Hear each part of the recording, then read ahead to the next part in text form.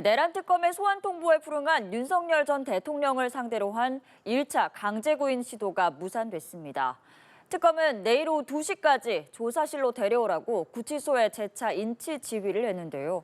더 자세한 내용 내란 특검팀이 있는 서울고등검찰청에 나가 있는 취재기자 연결해 보겠습니다. 방준혁 기자.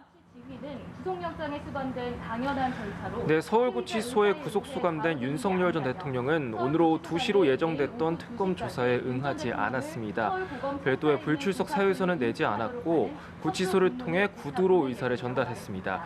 이에 특검은 서울구치소 측에 윤 전 대통령을 오후 3시 반까지 특검 조사실로 인치하도록 하는 내용의 협조 공문을 보냈습니다. 윤 전 대통령을 상대로 강제 구인 절차에 나선 건데요. 하지만 교정당국은 윤 전 대통령이 수용실에서 나가길 거부하고 있고 전직 대통령 신분임을 고려해 물리력을 행사하긴 어렵다는 취지의 연락을 해온 것으로 확인됐습니다. 이에 특검은 내일 오후 2시까지 윤 전 대통령을 조사실로 데려오라고 구치소에 재차 지휘했습니다. 박지영 특검보는 피의자의 출정 조사는 사법 시스템상 지극히 당연한 거라고 윤 전 대통령을 압박했습니다. 다만 윤 전 대통령이 내일도 계속해서 버틸 경우 강제 구인이 사실상 무산될 걸로 보입니다.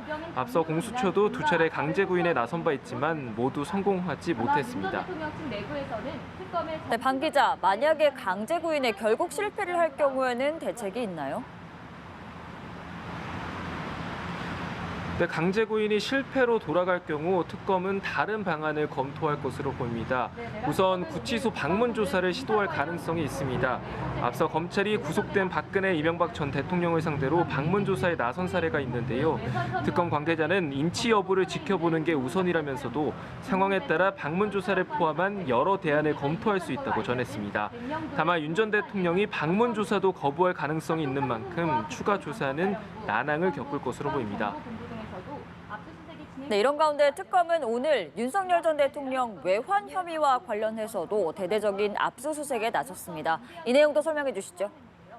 공수처 체포영장 집행저지와 관련해 네, 특검은 오늘 오전 9시부터 국방부 등 군 관련 시설 24곳에 대한 압수수색에 나섰습니다. 계엄 선포의 명분을 쌓기 위해 지난해 10월 북한 평양의 무인기를 침투시켜 도발을 유도하려 했다는 윤 전 대통령의 외환 혐의를 입증하기 위해서인데요. 압수수색 대상엔 윤 전 대통령의 지시를 전달한 걸로 알려진 드론사와 합참, 방첩사, 국가안보실 등이 포함됐습니다. 여기에 침투 작전을 수행한 곳으로 지목된 인천과 경기도의 무인기 부대와 김용대 드론작전 사령관의 자택도 포함된 것으로 전해졌습니다. 압수수색 영장엔 일반 이적죄 혐의가 적시됐는데요. 특검은 이번 압수수색을 통해 무인기 침투 지시 관련 자료를 확보하는 한편 군의 조직적인 은폐 움직임이 있었는지도 살필 걸로 보입니다. 지금까지 서울고등검찰청에서 연합뉴스TV 방준혁입니다.